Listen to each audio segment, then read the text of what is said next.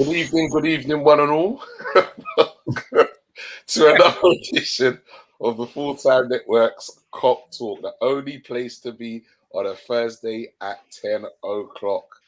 Good evening, Mr. Preds. How are we doing, sir? I'm blinding, mate. I'm blinding, especially now we've made a new edition, but can't wait to talk about him. Oh, don't worry. We're going to get there. Good evening, Stoney. How you doing, man?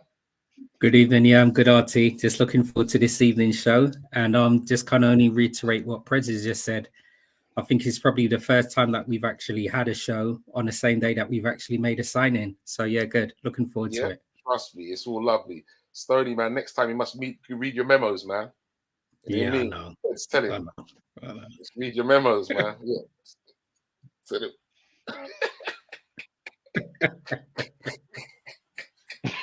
Good evening, Mr. B, and welcome on board. Yes, and that is what we will be kicking off. Mr. B is from the Man United agenda, in case you didn't know. Nice to have you on board, sir. Yes, it is a great bit of business, and it's all about breaking news. We finally got him to sign on a dotted line. It's been a lot of talk about him. He's coming, he's here.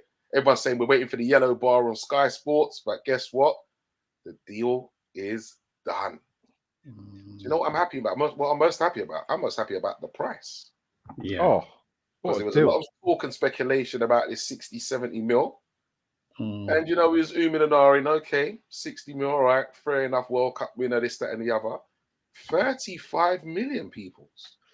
I'm still really shocked at that. I think the reason why I'm more shocked as well is if you think of the price that was being quoted for Caicedo when Arsenal originally came in for him, I think it's probably about 58, just over 60 mil for him. 70 mil they wanted.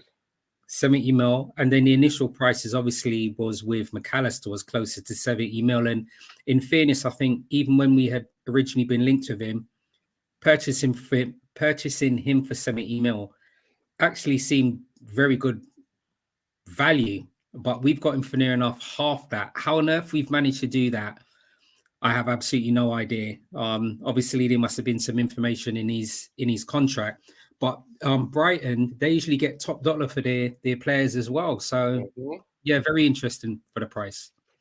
Yeah, well, apparently there's meant to have been a release clause in his contract. So Mr. B's now saying 51 million. He don't want to hear 35. I know it's burning you, bro. I know it's burning you. You know what I mean? Don't worry about it, bro. Don't worry about it. Shall we make it? Shall we just sweeten it up? Just look, it's 35 mil initially, which then can build up to 55 mil. Yeah, and you know what? I won't mind paying the 55 mil because that means we've been successful. Yes, yeah, absolutely. Oh, yeah. You know what I mean? I'd have no issues with that at all. So, the 24-year-old arrives after 4 years and 112 appearances for the Seagulls, during which time he helped Argentina lift the World Cup. He is now the 10th different red to have lifted the World Cup trophy and immediately improves Liverpool's midfield options, which is the primary focus during this summer window. McAllister arrives at the club, triggered a release clause, reported to be as low as 35 million, signing a long-term contract at Anfield that's understood to be until 2028.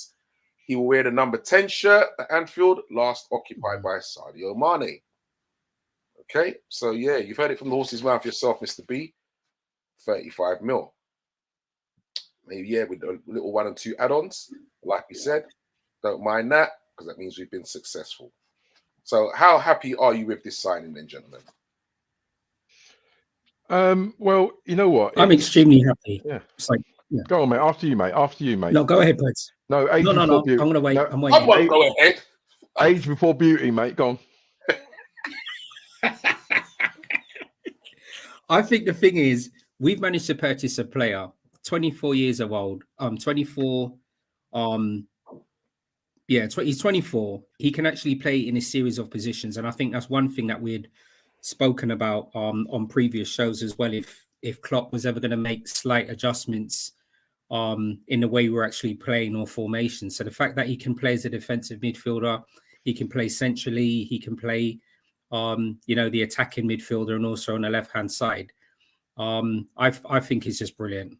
I think we probably needed a midfielder that's in a position of carrying the ball and breaking the lines. McAllister obviously does that as well. You can obviously see he's able to play a press if we need to as well. High stamina.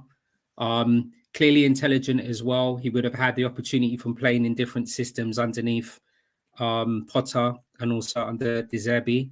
And the fact that he's obviously a full international for Argentina, playing alongside some of the world's best players is only going to work benefits for us. And the fact that he actually wanted to come to us as well is another plus point.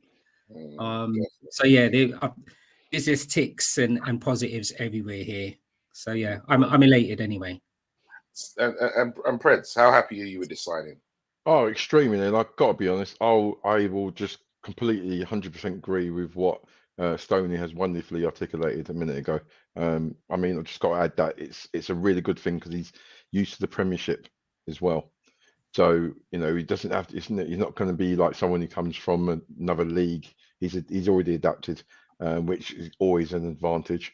I think he's clever. He's got a great range of passing intensity in regards to the. I'm happy. I am happy with the signing, especially with the fact that he's a World Cup winner. And you've got to remember, he didn't play that many games before the World Cup. So to actually go into the World Cup and play the games he did and be involved and then eventually win the World Cup is an amazing achievement for him. And yeah, listen, welcome to Liverpool. Welcome to the Kop, young man. Good evening, Big Teach, man. How you doing, sir? Nice to have you on board. Good evening, VW. Nice to have you on board as well, sir. VW says 3 signings by mid-July. One down. For you to go, he says. Too right. I fully agree with that, mate. Fully agree with that. Another thing I'm pleased with McAllister as well coming is that he chose us is that beforehand there was talk of him wanting to go to a team with Champions League, and he still came to us. And I believe that he can see the project, man. He can see the new project. He wants to be part of that. So yeah, it's all good. I'm very happy with that. What's his brother? This guy. If it is who I think it is. I beg you type that in English for me, please, yeah? I beg you do. Good evening, Mr. Solo. Another one from another one of our channels, the Solo, Mr. Man United Agenda. How you doing, sir? Surprised you're still up. You're normally in your bed by now, mate. He wants to see a good show, doesn't he? Of course he does. He knows where it's at. He knows where it's at. So as I mentioned, right, he's one of a few World Cup winners to have played for Liverpool.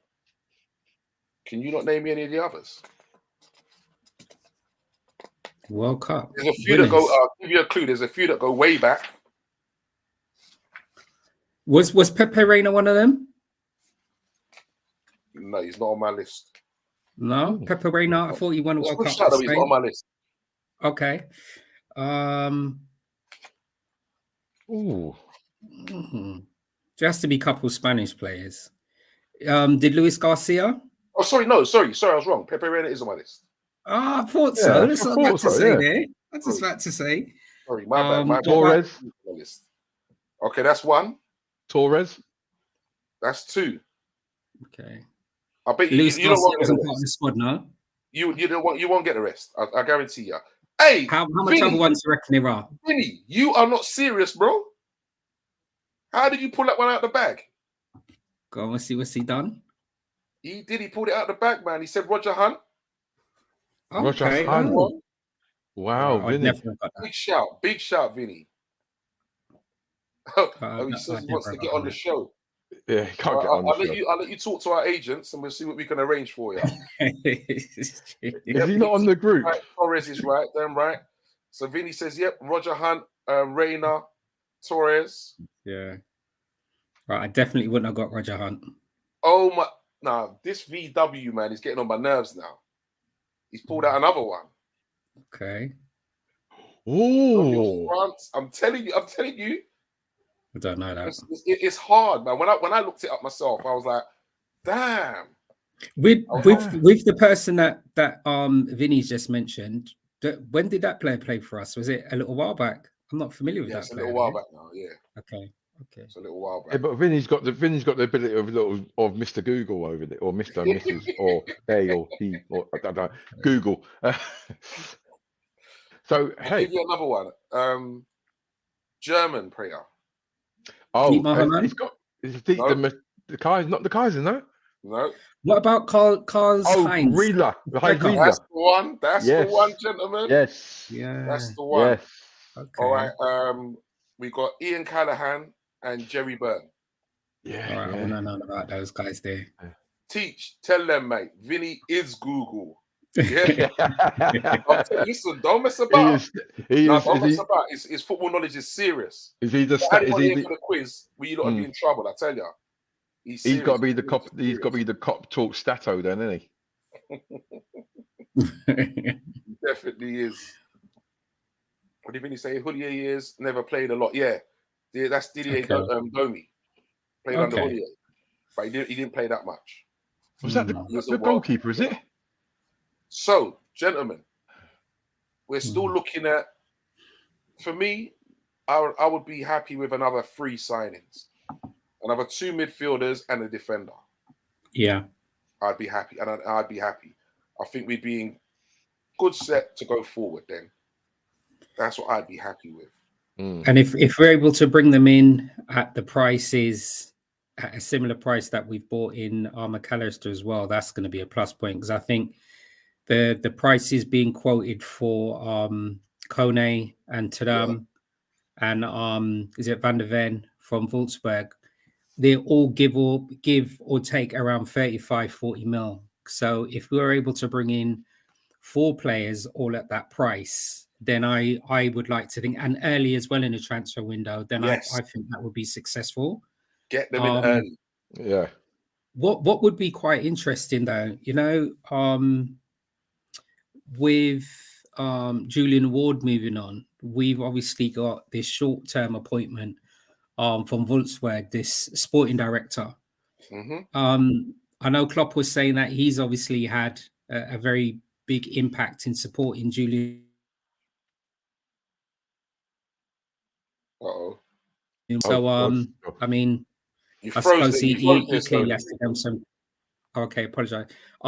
Klopp's obviously spoken about the sporting director from Wolfsburg. That's obviously supporting Julian Ward, bringing in his players as well. So if he probably needs to have a lot of credit, and if he's moving as quick as he's done on this McAllister deal and brings in these other 3 or 4 players that you were mentioning nice and early, this has to be a plus point for us. But definitely. Yeah, 2 more midfielders and a defender. Yeah, definitely. And I think we'd be good to go. There's talk of also maybe Matip and Tsimikas getting sold. Okay. It's not the end of the world there, really. Not the end of the world, but then who have you got cover for at left back? Well, that's there it is. Van der Ven can play centre back. He plays the left-sided centre back, and he also plays left back as well for Wolfsburg. So that may well be something there. There may well be another player that Klopp's obviously got underneath the radar. But if that's the case, then look, we'll embrace it. As he said, he can play centre back or left back, and if it means that Tsimikas moves on or Matip or Gomez, then some areas we still clearly need a little bit of a freshen up. Okay, so gentlemen and my peoples, as we spoke about last week, because the season is over, we will be talking a lot about transfers and what's going on, keeping you up to date. But the main belly of our programs now will be, we will be picking our best players of all time in their positions going forward. And at the end, we will have an 11 of the players that we've picked here on this show. So people in comments, I want you to get involved in the conversation. Definitely, come on, man. This is going to be about our players who we think is the best in that position ever. Hold on a minute. Hold on a minute. Bro. It's a nice addition. But he's frozen already. I'm sure. I know he's back now. He just can't hear us. Can you hear us? Yeah, he's putting on his his Wembley Market earphones. So yeah, we will be talking about these players. So we're starting off with goalkeepers this week. We're going to go through some goalkeepers, talk about their stats and honours and your memorable moments of them. And we're going to say we have to pick one at the end of the show to say this is the one that is going to be our goalkeeper. All right? We have to pick one. Okay. So, do you want me to give you the list of the keepers, or do you just want me to go through them one by one? Well, Whatever's I mean, convenient. whatever's convenient, mate. I've got my own list, but go and crack on. Yeah. Okay. This is going to be very good, actually. First one. Hold on a minute. Let's bring in Mr. R&B. Perfect. How we doing, sir? How we doing? Ooh, crap. Hold on. Crap.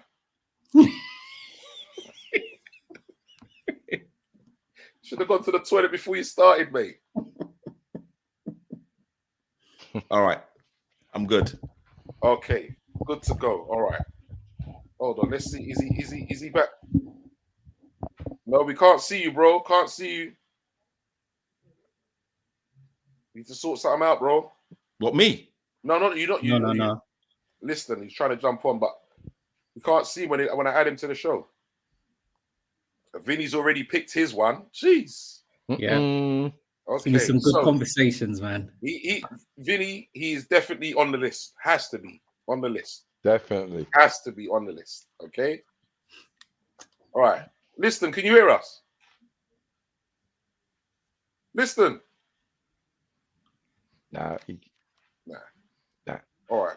We'll continue. Anyway, so first up is Pepe Reina. Okay. Other clubs he's played for: Barcelona, Villarreal, Napoli on loan, Bayern Munich, then back to Napoli again, AC Milan, Aston Villa, Lazio, Villarreal. Do you know where we bought him from? Anybody? Valencia, innit? No, Villarreal. No, Villarreal. No. I can't remember where we bought him I from. don't know. Well done, Preds. Well done, Preds. Yeah. What's Villarreal? Villarreal. Do you know how much we paid for him? Oh, I think it was under 10 mil. With that. 6 mil. 6 mil we paid Yeah. for him. Oh Yeah. my goodness, £6 million. I'm telling you, crazy to think about it. That's Made his a Liverpool skill. debut 2005, and his last appearance was 2013. His win ratio was 53.81%. He won 212 games, drew 96, lost 86. His honours are European Super Cup 2005, FA Cup 2006, League Cup 2012. He's had league games 285, and in those 285, he had 4 assists.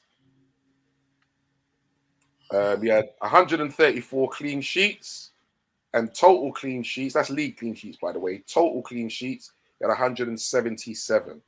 Okay, good evening, Bingy. Yeah. I think the good thing when we first purchased Pepe Reina was I think goalies prior to that were quite disheartening. And I think when we first purchased him, he's probably the first goalie that we actually had in a long period of time where I actually felt, you know what, all right, he wasn't as tall as the other goalies we had, but he kind of gave me a bit of assurance. I know we had an okay defense as well, but he actually seemed like a proper goalkeeper. But it's been prior to that for a few years, so we were very, very, very hit and miss. So yeah. And then when he left us, was it Bayern Munich he went to? Because he went to a few clubs on loan as well, didn't he? Didn't he end up coming back to Villa at some stage? He went to Bayern Munich. Yeah. Yeah, he did. Okay. But, so where's Reina in your pecking order for you? Where would you have?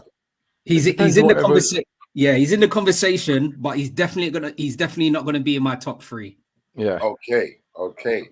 Friends, I know this subject is close to your heart, Mickey. Freds is in his elements. Well, listen, Pepe Reina, he brought a new brand of goalkeeping to the game in regards to goalkeepers having now playing in a really aggressive starting position. Really good with his feet. I'm surprised he actually got only 4 assists. I've got to be honest, because his distribution was exceptional. Yeah.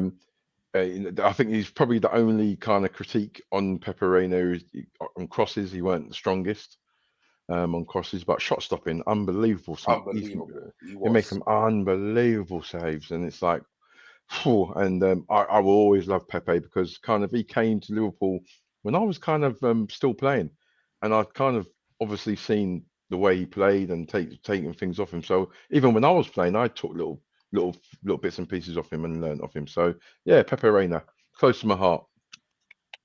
Okay, Like Fabrice. Yeah, I think I got to echo what everyone said. I mean, I still remember he made a double save against Everton, and again, I think he was one of the first goalkeepers for me that I felt secure with. Great shot stopper, very, very commanding. And again, he was, I think he was part of that. I don't know if it's a new generation, but it was a generation of keepers that, were not over 6'2", very agile and mobile and literally, I think that was the new wave of foreign keepers into the Premiership that people actually relied on. So yeah, he was a immense number one for us in his prime. Okay. Vinny's saying my preference is Alisson, but Clement's ability and trophy haul is nuts. And he also says that Clements won't have a sister, which is true. Oh, Bingy's not really a fan of Rain. He said he did like him as a keeper, but after he made certain comments, yeah, I see that. Yeah, he's not happy with him. He's not happy with him. We're not talking about his comments, Bingy. We're talking about his goalkeeping ability. That's it. Yeah, we've got to try and separate. I fully understand you, and I support that, but we're talking about his goalkeeping ability tonight. Okay, so that's Pepe Reina anyway. So we'll move on to Mr. Ray Clements. So Clements played 336 games without missing a single match from the 9th of September 1972 until March 78. Only 2 players have made more first-team appearances for the club. That's Callahan and Jamie Carragher. In Clements' distinguished career at Liverpool, he kept 323 clean sheets in 665 appearances. Nearly half the games. Yeah. Nearly half the games. That is absolutely nuts. So, his trophy haul goes like, hold on, let me take a breath first. Right. 5 league titles, 1 League Cup, 2 FA Cups, 6 Community Shields, 1 Super Cup, 3 European Cups, 3 Europa Cups, and also in some of them competitions that I just mentioned, he's also been a runner-up 8 times. Wow. Here you go. So that's what I'm talking about. Sometimes, exactly what you just said there. Sometimes I think the beautiful thing about football is sometimes there are stats, and stats are amazing, but also it's what he would have been played like if people ever had an opportunity to see him. So for me, Ray Clements was the goalkeeper when I first started falling in love and supporting Liverpool. So I think that's why I probably got that little personal attachment to Ray Clements. So I'm thinking not only was he an amazing goalkeeper, but I remember who did he have in front of him? Like Phil Thompson, Alan Hansen, Elman Hughes, Alan Kennedy, Phil Neal. So, okay, he had a serious defense in front of him, but his goalkeeping attributes were still amazing as well. I mean, look, he was at the era where sometimes there wasn't much goalies who were even wearing gloves. For some of the younger viewers there, goalkeepers did not always wear gloves, I'm just putting it out there. When they used to play with orange footballs. Yeah, so tough. Heavy leather things, blood. Yeah. So I'm talking about his trophy haul wasn't just domestic. He had European honors as well, in addition to him obviously representing England as well. But for me, based on what you were saying, and I know that the show will continue, Ray Clements for me, I know he left us, he went to Tottenham afterwards, still had a good little career afterwards, but he's definitely in my top 3, Ray Clements. Okay. Good. Preds, let's say you wax lyrical about Mr. Clements now, mate. Wow. It was in a time when the pitches wasn't as green as they are today. And the balls that they played with were like 10 like weights. And like Stoney acknowledged that those are the days when it was a bit like that's it. That's all you had. That's all you had. Yeah. So not only and they say goalkeepers are mad anyway, and you've got but the way he came out and he just commanded his 18-yard box with such grace as well. His footwork was good. His shot stopping, mate, he'll pluck ones from top corners. You don't know how he got there, but he got there. And like I said, with the surface and the environment, it's not like you're going to get a good kind of set to purchase to go for a save. He's going through mud and everything. So, yeah, I remember seeing a training session back in the day where there was a circle and he was just in the middle and they were just smashing balls at him, and he was just going for it. And he was a beast, and he wanted to train as hard as he played. So, yeah. Sorry, have I wixed that record enough for Clarence? Yeah, I'm loving it. Well, Therese is making notes. All right. Hey, listen, we've got to go professional now, Wow. Let me just say, so I was born in 1981. So I can't really say anything really, but I mean, if he wasn't England's number 1, was it Peter Shilton? Yeah, Peter Shilton. And as Vinny points out, that for 5 years, him and Shilton actually shared the jersey. Yep. Okay. I mean, I know about Peter Shilton because Peter Shilton at the time he was probably one of the world's best keepers at the time. Yeah. Yeah. So that's kind of what I know. So I'll be absolutely honest. I don't know too much about Ray Clements. I can't even I can't even BS you guys. So I just have to listen and just soak in what you guys are saying about it. Hold on, let me just ask this though. As a Liverpool fan, have you not watched some historical games and back in the day games and everything? How far are you looking back? Well, when Ray way back.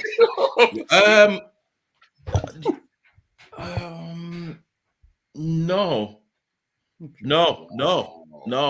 I'll be absolutely honest here. No. Okay.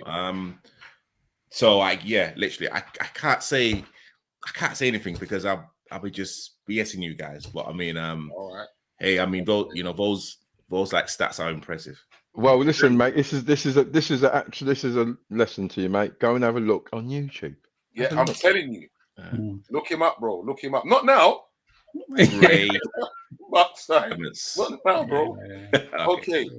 Next on the list is Mr. Wobbly Legs, Bruce Grobbelaar. Brucey Bruce Grobbelaar. Bruce played for other clubs. He played for Durban City, Vancouver Whitecaps, Crewe Alexander, Stoke City, Southampton, Plymouth Argyle, Oxford, Sheffield Wednesday, Oldham Athletic, Cheshire United, Bury, Lincoln City, Norwich Victoria, Helena E. Played for a few teams, didn't he, old Bruce? Man? And he's got some good friends that used to play for Wimbledon as well. We're online, so I'm not going to mention anything to do with that. Okay, he's got some good friends in the bookies and all. But I mean, was he charged with it? Listen, sometimes I can't believe it. Sometimes you don't have to be charged, I'm just saying. We're going to talk about the man's football ability. Mud Sticks. He was signed for 250,000. Was our old Bruce, mate. Made his league debut in 1981. You hear that, Therese? 81. Okay. All right. Okay. 1981. And his last appearance was 1994. He stayed with the boys a good while, mate. I tell you, his win ratio was 57.96%. He won 364 games, drew 156, and lost 108.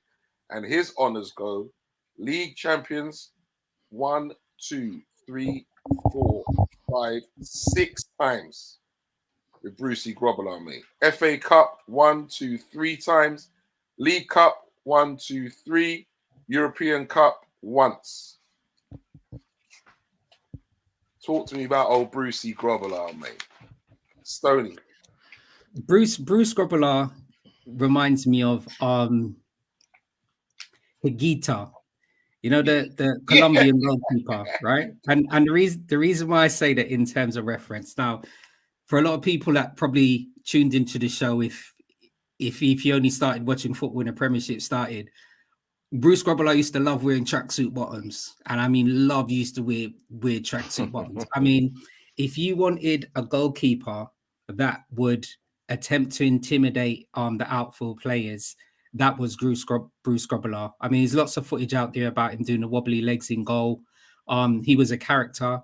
There was sometimes the goals that were conceded would be a little bit questionable. A little bit. You're being very nice there. Considering Kevin. Considering the amount of honours that he won, and similar to Ray Clements. So Bruce Grobbelaar basically got signed once Ray Clements went on to Spurs. Yeah. So considering that our defensive line was quite similar, we shipped quite a lot of goals still with Bruce Grobbelaar in goal. We had a young Agrivovic with us as well there. Steve Agrivovic was 23, was the other backup goalie them times as well, I remember. Oggy. So we had him there as well. So Bruce Grobbelaar is there, but I don't think he's going to feature in my top 3. But as I said, in terms of honours, he's got the bag. He's definitely got the bag. All right, so before I get to you, Preds, just stick a pin a minute, Preds, because you're next in line, yeah? So, Brees, please tell me you know about the wobbly legs, yeah? Oh, 100%. 100%. You know that one, yeah? Yeah, this is actually when I come into play. Okay, we're not talking about the wobbly legs that you South London man do in the club, you know. We're not talking about the wobbly legs.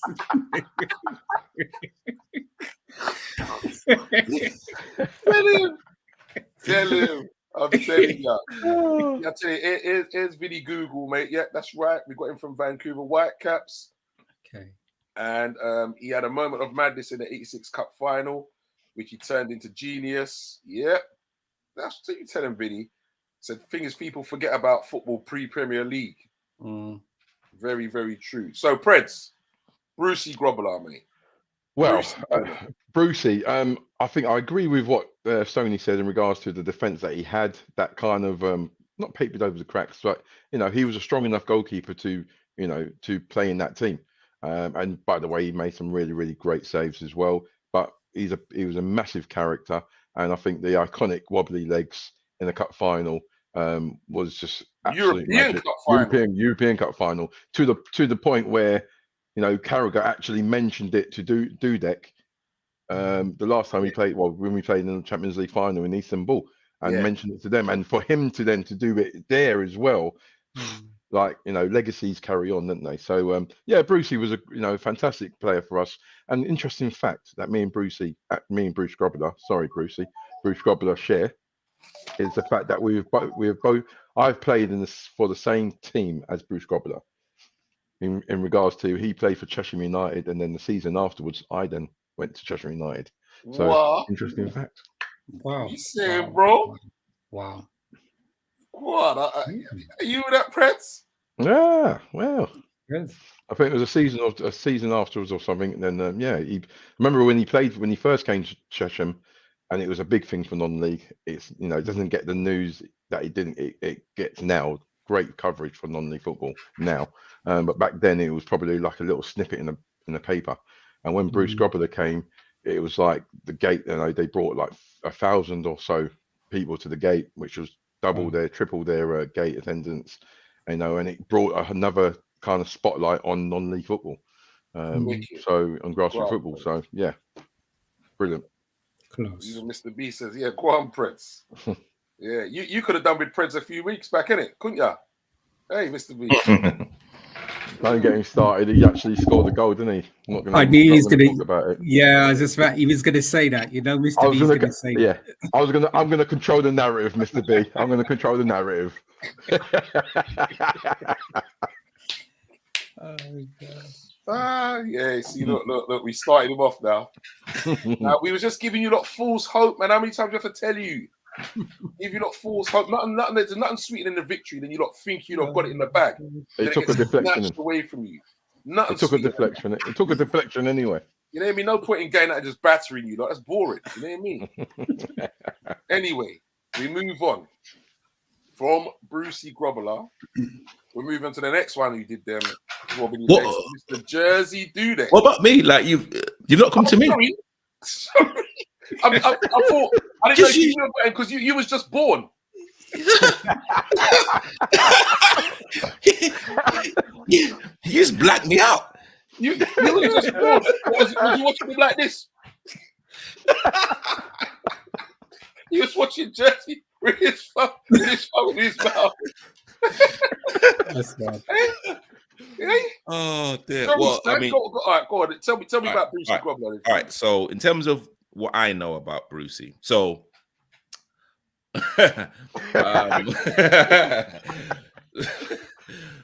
so, and again, this was an era for me when goalkeepers actually looked like your neighbors. Like they actually looked like people that you'd bump into on the road. But you know, I think for me, Grobbler was one of the first entertaining characters in English or British football.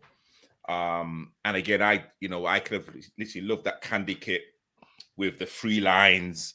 And you know, I'm saying, like, you know, that for me was one of our best kits.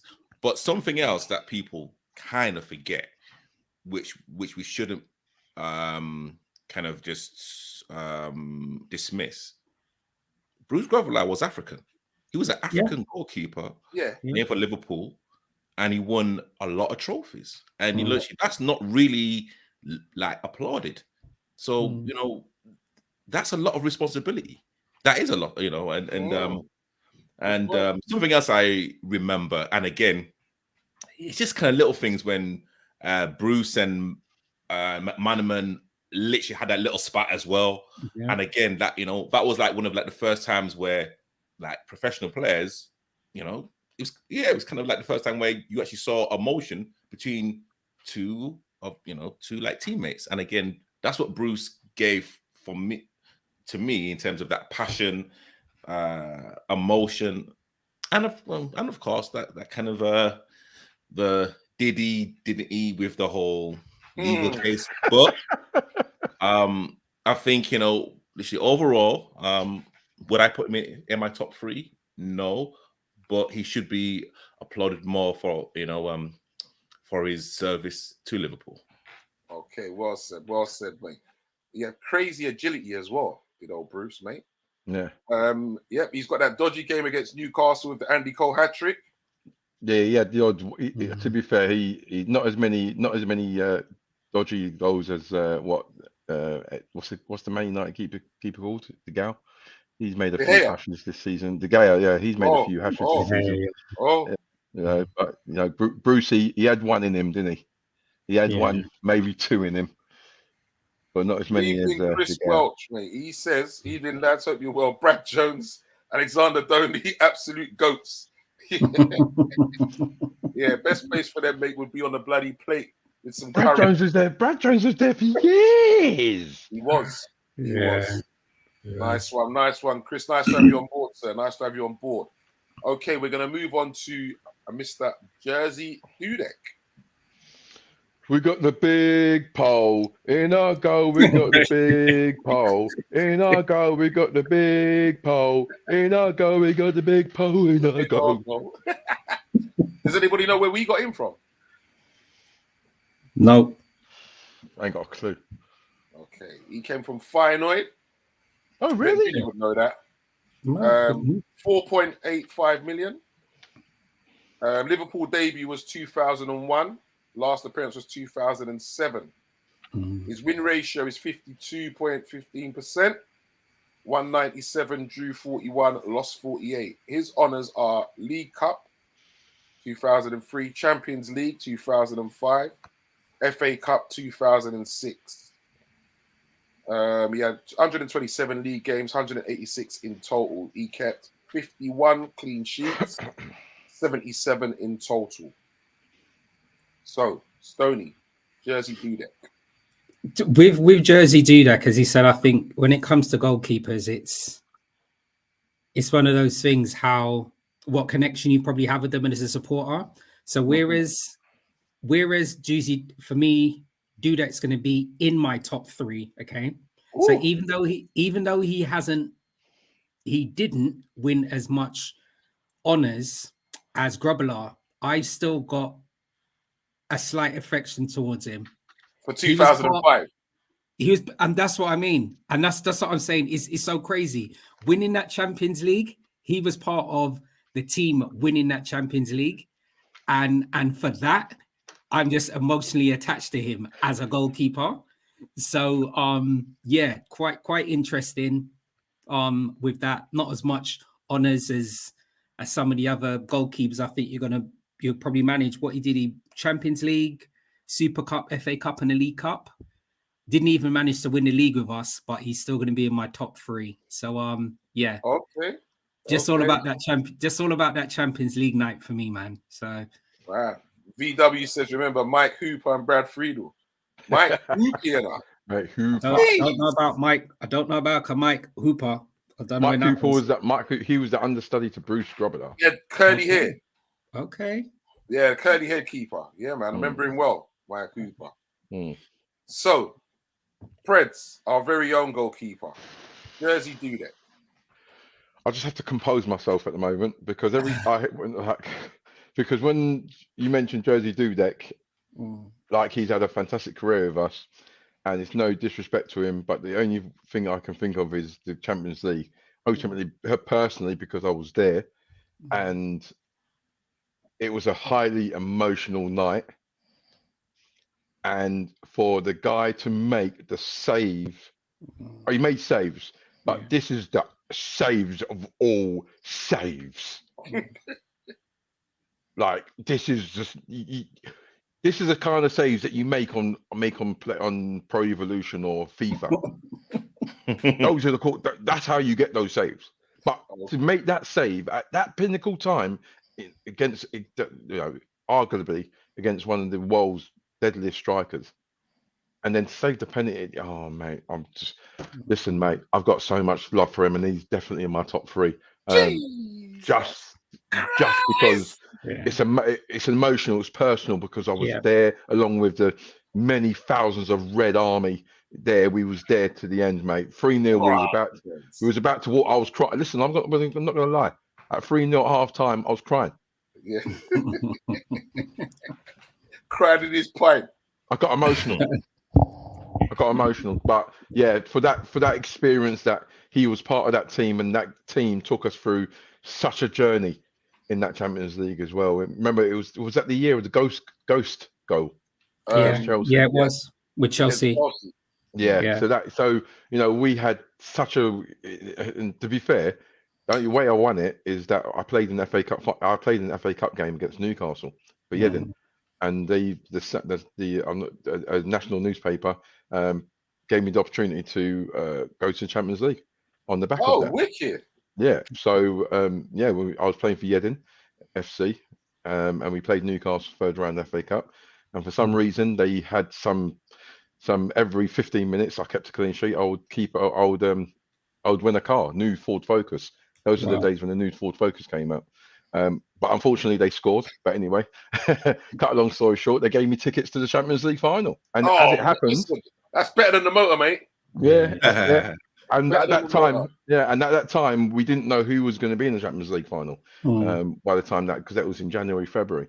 So to actually win that opportunity to get that opportunity to go to Istanbul, and it was Liverpool. Listen, brilliant. Apart from my kids being born and being married, got to be careful. You got to say that. You got to say that. Yeah, It's there. It's Brownie there. points. It's up there. Big shouts goes out, Mr. Woodruff. Nice to have you on board, sir. Yeah. And Preds. Chris Welsh says goalkeepers are useless on FIFA unless it's opposition keeper being unstoppable. Well, I'm a pro Evo soccer. You know what I mean? Oh, you're one old of them school. guys. Yeah, man. I'm old school. Pro Evo all the way. Yeah, sausage. Mr. Woodruff, good evening. Reese. You know what? And Chris is actually taking the words right out of my mouth. I'm going to be a little bit controversial. I think the penalty shootout, Jersey Dudek would have been.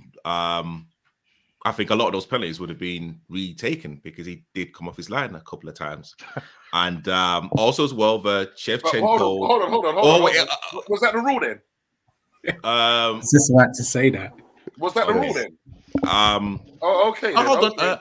I don't. Nah. Okay, and also the Shevchenko chance, the ball hit him, even though his body was there, but the ball hit him. For me, look at Fred's. The ball hit him. It doesn't matter. I know he stopped it. But I'm going to be slightly controversial and just say the ball hit him rather than, Chris Jersey. is saying the same thing. Dudek got away with his penalty saves. He wouldn't get away with it being offline with VAR in play. But I don't care as Liverpool fan. Let people live in the past. VAR wasn't even thought of them times. I was just about to say that. No, VAR but VAR wasn't even in the making them time. No, but see, I don't think it was VAR. I'm sure Did they even have goal line technology back then? No, I don't think it was even goal line. I'm sure that they had an assistant referee that was standing on the line. That would literally look if the goalkeeper moved. And I'm sure in the final they did. So I'm not too sure why those penalties didn't get retaken. But hey, you know what? It is what it is. It is what it is. I think what's happened this show. I think somebody's impersonating Tabriz here. I think this is somebody from the Man United agenda show to try and provoke us. Spy in the ranks. We've got a spy in the ranks. I thought he was okay. He kind of served the purpose. Had some really good games. Had some not so good ones as well. And of course, the Champions League final is again. He also did the wobbly legs as well. So again, that was a tribute to Brucey. So yeah, hey, again, he will always be a Liverpool legend because of that game. definitely, 100%. Okay, so. Mr. Woodruff, what are you like? You sure I can post that up, yeah, Prince? Yeah, go ahead. What did he say? He took his ex and aired all the players. Hey, it was a decision at the game time, wonder. mate. That's my honest opinion, says Chris Welch. So listen, it was a great game to be a wonder. I was just about to say that, and what the beautiful thing is, Chris. Everybody's entitled to their opinion, and that for me is just absolutely perfect. Sometimes it's about those moments, isn't it? And people have those moments in football. What those moments allow us to do is the professional players have the moments, and the fans we can relish it, and they can form part of our own thoughts and our emotions for the future. So thank you, Jersey do that for me. I'm telling you, the big pole in our goal. Okay, so we are going to move on to Calamity James. Where did we get him from? Watford. Okay, good gentleman. Do you know how much we paid for him? About 2p. Yeah, 2.5 million. If it was 2p, I wouldn't change. I wouldn't change. Oh, boy. £1 million we paid for him. Ooh. £1 million. He made his Liverpool debut in 1992. Last appearance was 1999. His win ratio was 48%. Won 133, drew 70, lost 74. His honours are League Cup 95. It stops there. That was cool. League games, he played 214 and he got 2 assists. Total games was 277 with the 2 assists, and he kept 72 clean sheets. Okay. So, Stoney, Calamity James. Look, you know what? He was able to have a profession as being a goalkeeper, and he was able to represent England. So he must have been an okay goalkeeper. I just Hold on. listen. Carlton Palmer played for England. Was he an okay player? Listen, Bro. I was Man brought out Carlton Palmer.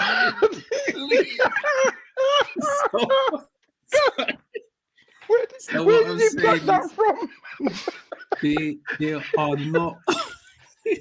There are not many highlights that I recall David James playing for England. I know that he played for us when we actually were going through a very torrid time, but I mean, when he was in goal, there was no confidence at all. So he definitely would not be in my top 10. David James definitely wouldn't. Right. Like, didn't say top 3 though. I said top 10. Definitely not in my top 10. Neatly.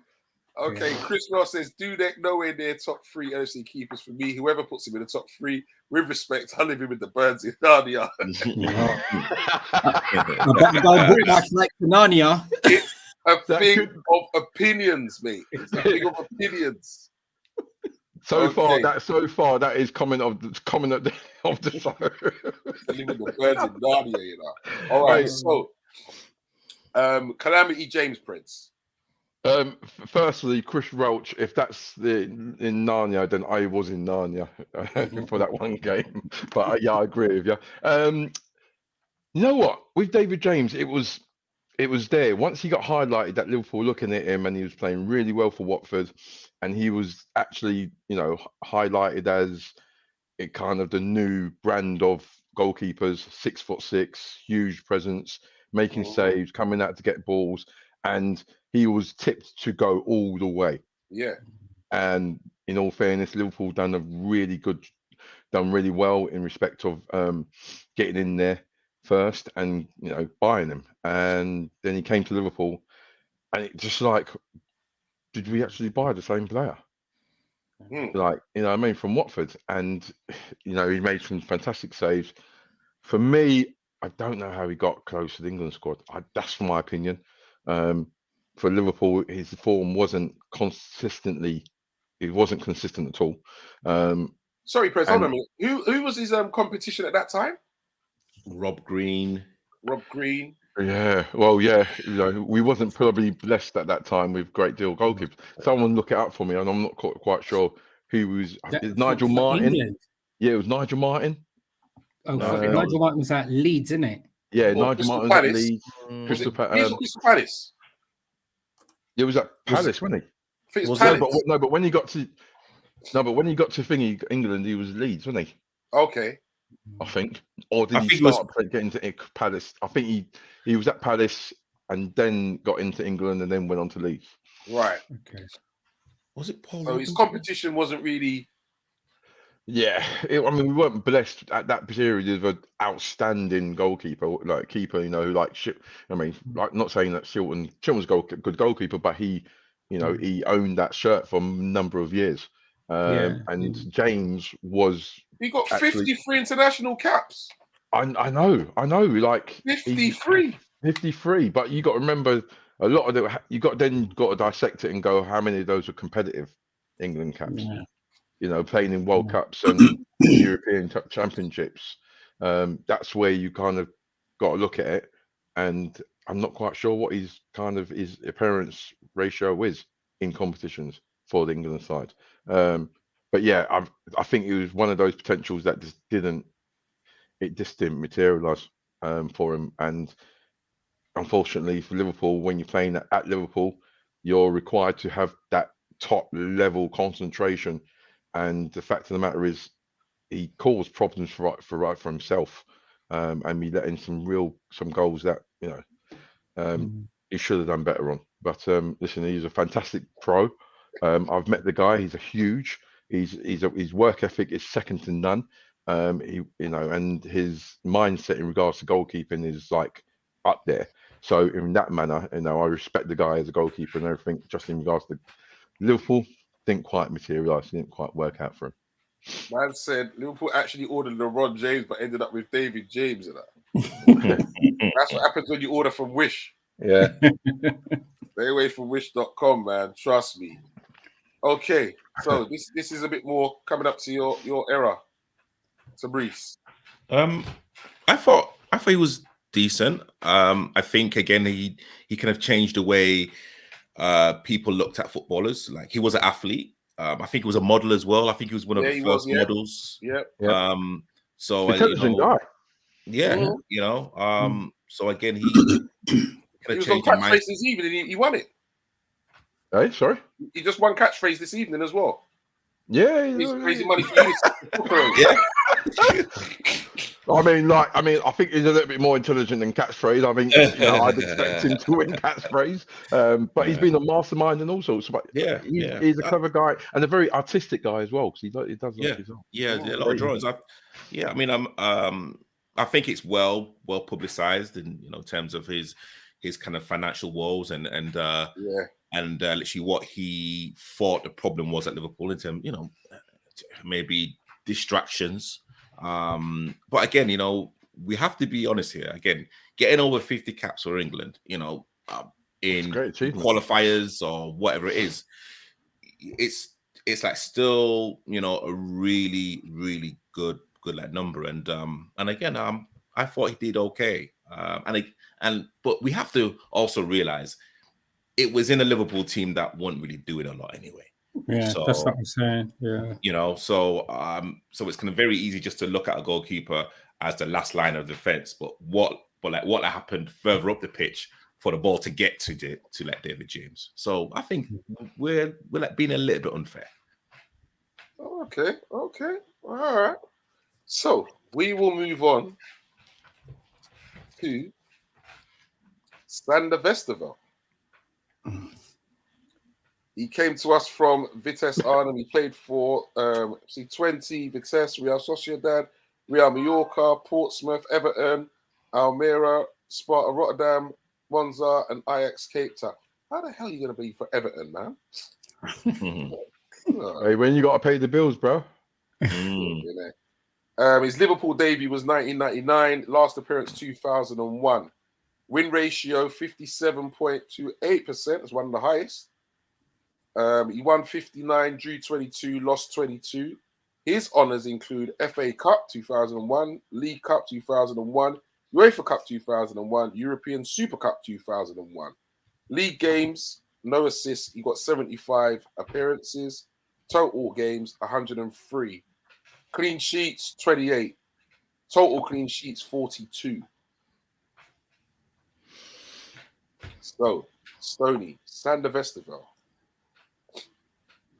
No, I don't think I wasn't impressed with him at all. I think sorry. No, because you know what, that period of time when Sander Westerveld was playing for us, I remember it was a torrid time. I think we had probably signed Hupia probably around that time. So I think who's the other goalie? Brad Friedel? That was a Houllier. Under Houllier. Yeah. So I mean, in front of him, that it was quite hard. So you were saying 99 to 2001, right? So he only had a few years with us anyway, but our team was woeful, I mean, I've said it in previous times, and Fabrice obviously mentioned something just prior to that. It's not just about the goalie; it was what was in front of him. We had, I know Rigobert Song had a good career afterwards. Manage whatever he had to, but we had like Phil Babb in defense, and Brad Friedel would have been Sander Westerveld's competition in goal. We were woeful, and he was actually part of that woefulness, if that's a word. But we did a one season wonder there. We won 4 trophies, bro. No, but that's 4 not trophies, rude boy. It wasn't down to him though. It wasn't down to him. European but Super do you know Cup, what? 4 trophies.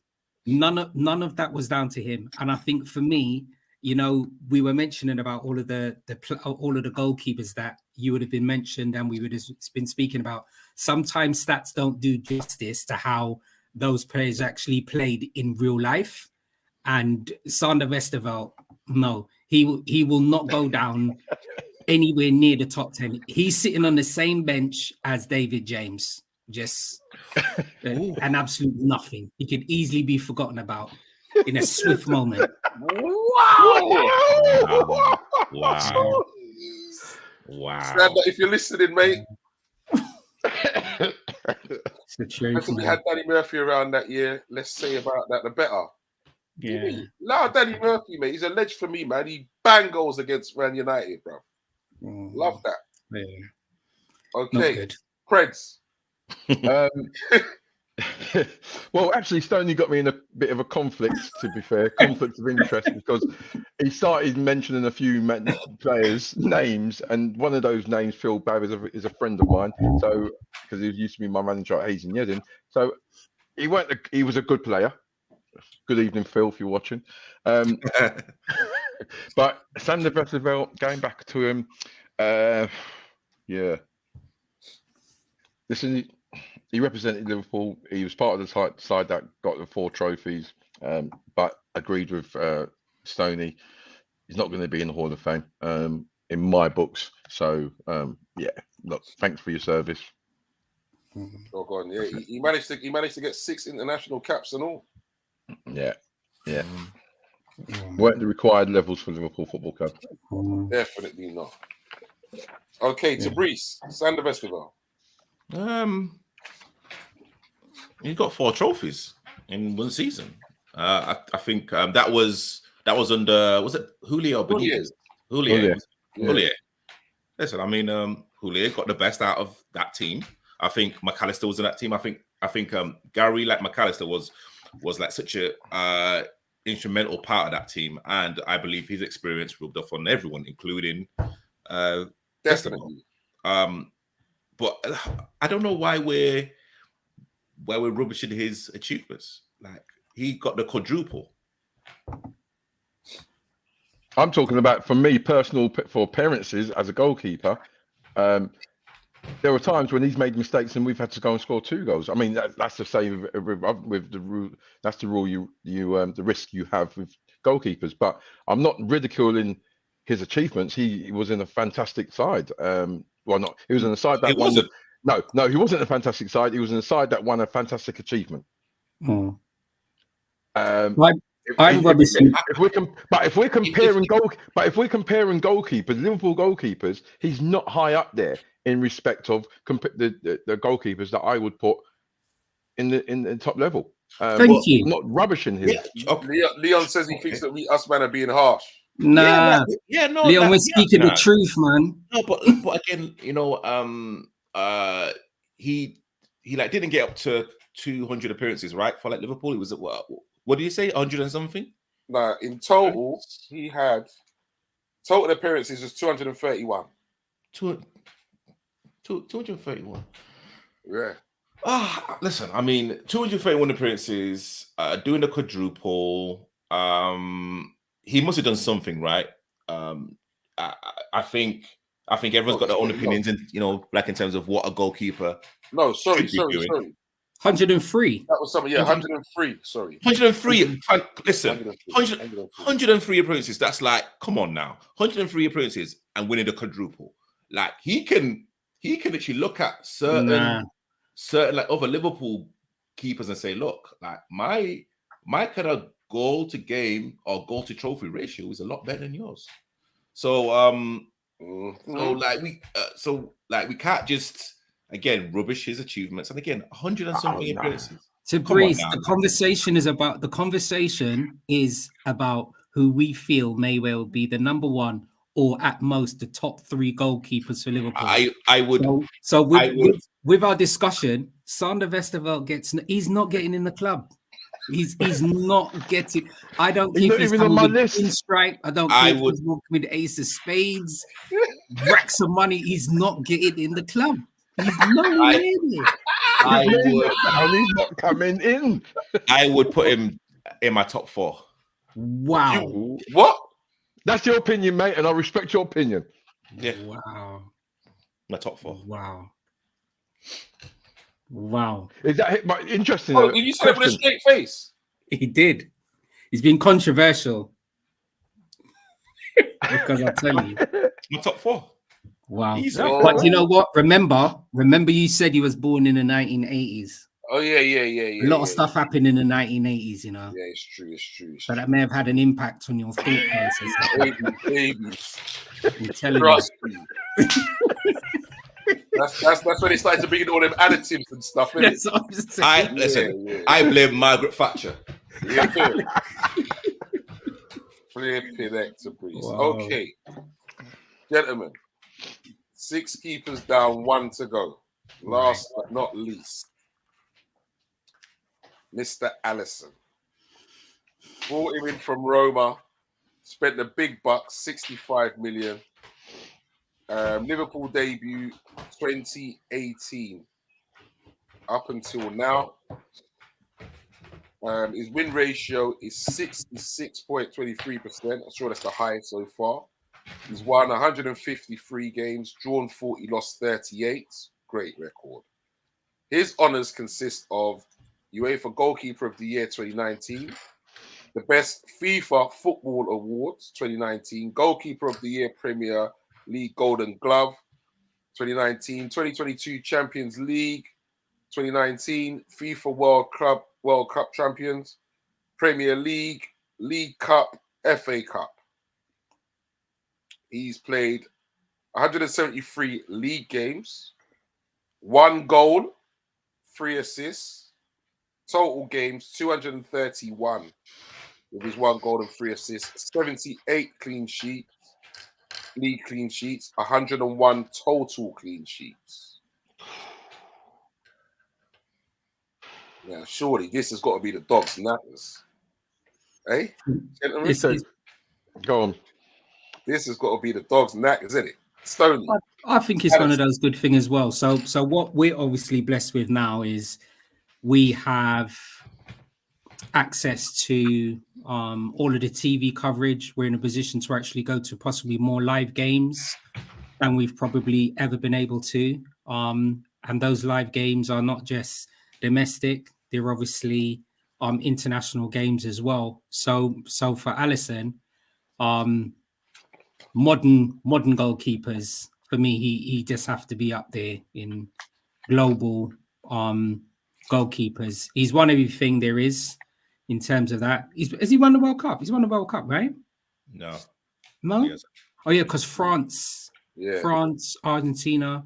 He's got 61 international caps. Okay, 61 international caps. All right, so I'll take that back as well. But all right, so our main focus is about Liverpool. Ali's definitely up there for me. Hasn't won as much silverware as Ray Clements or Bruce Grobbelaar that we were mentioning before as well. But for me, similar to Dudek, got a personal emotional attachment to Alisson, been able to see him in playing real life as well. So for me, Ali's my number 2. Absolutely love the keeper. Okay. Prince. Well, he's world class, isn't he? He's just mind blowing, and he's not just the integral part of the Liverpool side. He's one of the main players, and he's pulled saves. He saved Liverpool on many occasions. When he's not had anything to do, and then all of a sudden, bam, he makes a save, and his concentration levels are epic, absolutely epic. And yes, he's going to make 1 or 2 little boo-boos. We all do. Back in my day, I used to do the old Cruyff turn. You get caught once or twice with a striker, but he's good with his feet. He's great distribution. He owns the 18-yard box. Everyone knows that he's just a world-class player. And yeah, in modern day football, yeah, he's definitely up there. Okay, so Brees, definitely won it up to the time for you now. He's okay. He's okay. Let's be real. Like, before we signed him, we like pipe Roma. Was it 5, 6, 7? And I'm thinking, hang on. So we're after this keeper. Like, what? 70, 80 mil.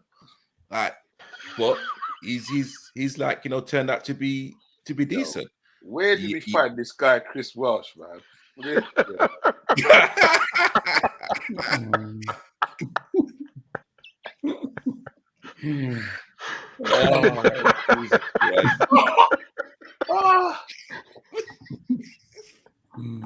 This guy. But hold on a minute. I can't believe you said that he's all right. Well, of course, like the role of a goalkeeper's changed. So I think a lot of goalkeepers play like him now, and actually we've got, I'd say, like version A. I think he's been not lucky, but of course, it's kind of all about being within that generation of like players within Liverpool. And again, he's had Van Dijk, he's had Henderson, he's had Wijnaldum in front of him as well, who have kind of helped a lot. So again, it is what it is. But yeah, he's some good with his feet.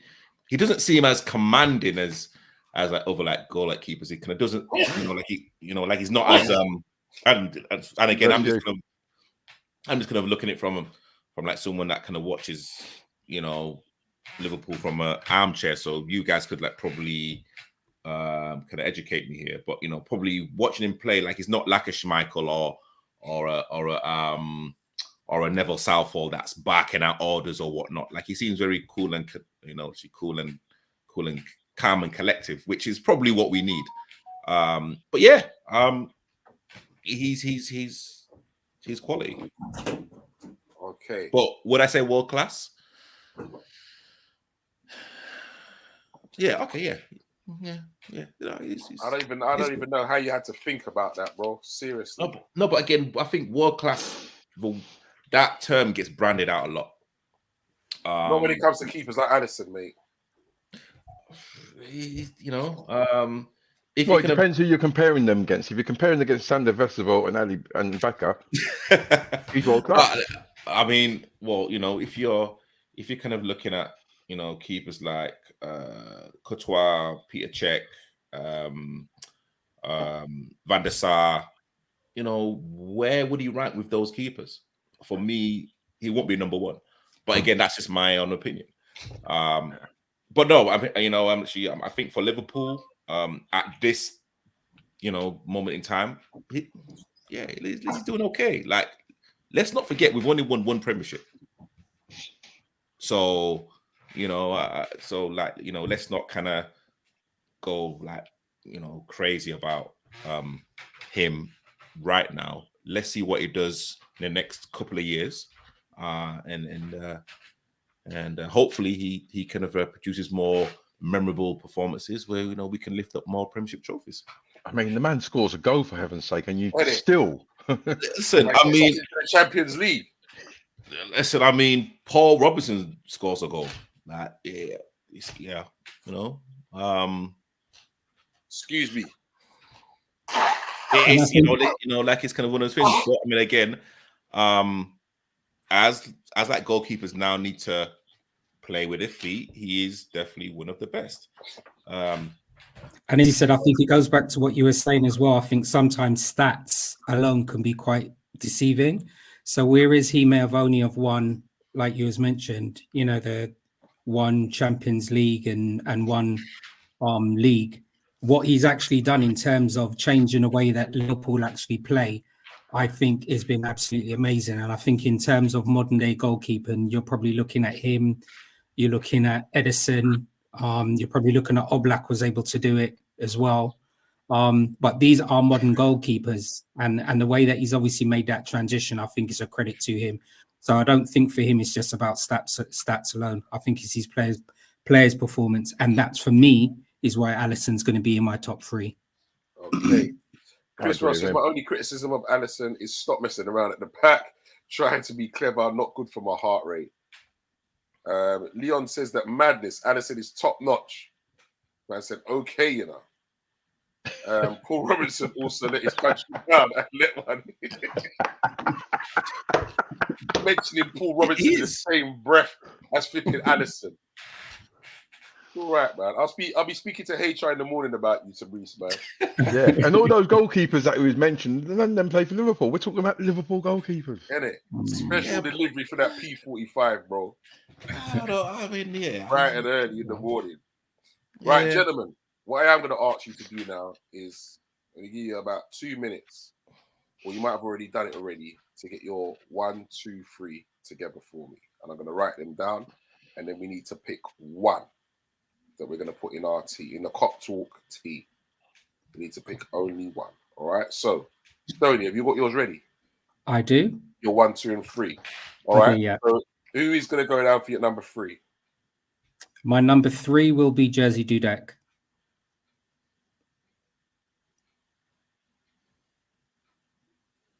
Okay. And your number 2? Will be Alison Becker.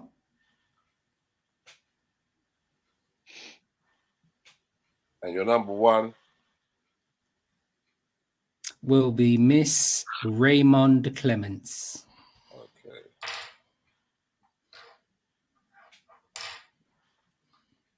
Okay. Preds. Well, my top 3, my third one, it's between Jerzy Dudek and Tommy Lawrence. Tommy Lawrence, if you know about Liverpool goalkeepers, nicknamed the Flying Pig. Bro, Tommy Lawrence wasn't in the conversation, bro. I know, bro, but this is education out here, bro. Education out here. Education out. Can't be between him then. Listen, I'm giving you some education out here. Right? Tommy Lawrence was part of the Shankly crew, yeah? He was part of the Shankly crew and he won many, many titles under Shankly. And I know you weren't part of the conversation, but I'm just letting you know. All right. Cheers. Thanks for that, mate. Jerzy Dudek, number 3, please.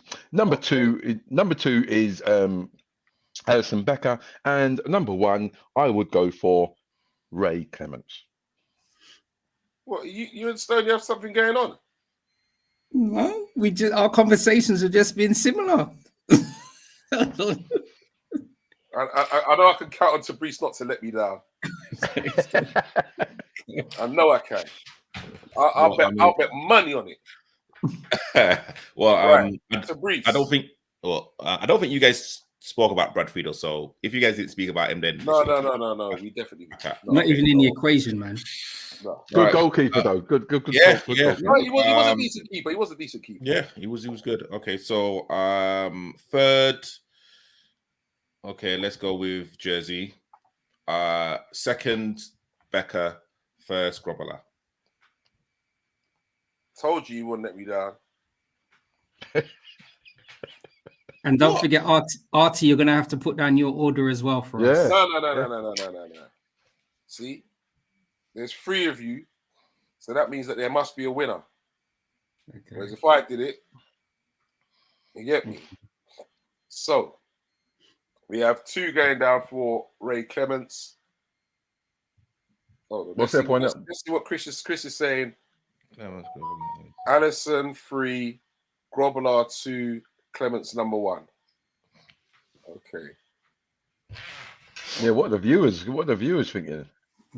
This is very interesting. Okay. That's what I said. It's not always just about honours. I know none of us were born at that period of time, but in 1912 to 1934, there was a goalkeeper called Elisha Scott who actually won 5 division titles. Yeah, man. So even though we weren't born and there weren't no footage, there's still other players that have obviously had, more honours. And that's what I was saying. I don't think it's just to do that. There would have been players, goalkeepers. I know specifically we're speaking about the show, players that we've been able to see, emotional attachment to games and X, Y, and Z, and good Vinny, rationale. Where you been, Vinny, man? Of course you mentioned Calamity James. What, did you go to eat dinner or something? Vinny, anyway, who's your top 3, mate? Who's your top 3? Okay, Anthony Herbert says Clements, Dudek, Rayner. Okay.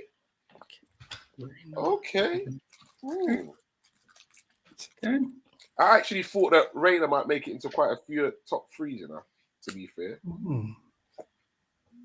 Okay. Interesting. He was, but I changed my mind as we were talking. Chris is not not impressed with Dudek making top 3 at all. Yeah, when you think about it. Okay, so let's see what VW has to say. Grobler, Clements, Allison. Okay. Decision time, really. What we're going to do? Who's going to be there? It has to be Clements, ain't it? It's got to be Clements, man. Look what more. Leon said. There's a new comment. Allison, Grobler, Clements. We have to go with Leon. It's Clements. Right. It's definitely going to be right. So the KopTalk goalkeeper, Liverpool goalkeeper, is officially Ray Clements. There you go. Goalie with no gloves. It's time for me to go to YouTube because I don't know this Ray Clements do this. Yeah. You know what's going to happen? When you watch him, you're going to come back and your mind's going to change to Brees. Believe me. You'll also see a few other players. Yeah, that you might be able to talk to us about. And if we put education for the upcoming shows when we start talking about the rest of the defenders. There are going to be some players that's going to come that I'm going to be drawing some names on you lot, boy, for these other players, which is going to be good. Yeah, man. So next week, peoples, do you remember? Hit that like, that share, and subscribe button. So next week, we now have the official goalkeeper. So we're going to build a whole team, peoples. Next week, we will be going through right backs. So right backs. Oh, Jesus Christ. Yeah. And I'm sure a few of them were playing before 1981. Oh, wait. Oh, you know what? Listen, you've got to give me a heads up. Like, how far back are we going? Because I have a feeling it's going to be around 1970 to 1983. Watch this, Brees. I'm not going to have a 1960s. I'm saying I'm not going to have a chance here. Huh? Because you guys have put Ray Clements and again, listen, I'm look at the young Mark talking. You guys have got the knowledge, so James, literally, I will goalkeeper ever. So I will never do that. The beauty of this, when we said this is all to do with the history of our club. This is all to do with nostalgia, and I think the main thing is our club was like 1892. So our club ain't just come around the corner, These players didn't bring back for a little minute there. Let's play some homage. It's our time now. They were turned up at games on penny farmings. I'm telling you, man. You know what? I'm just telling you guys now, my right back is Trent. So I don't have to be on the show next week.